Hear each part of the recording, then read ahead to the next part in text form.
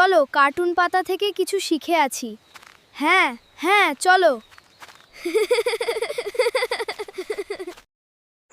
D D D for dog.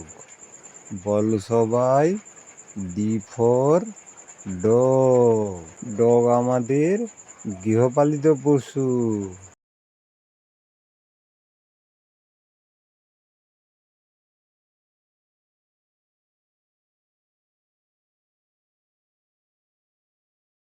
কুকুরকে ইংরেজিতে dog, D ও জি, dog.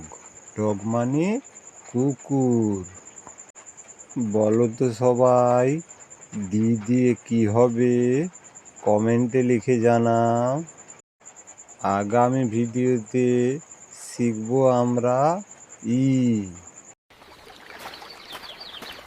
চলো, ভিডিওটা ভালো লাগলো লাইক কমেন্ট শেয়ার সাবস্ক্রাইব করতে ভুলবে না।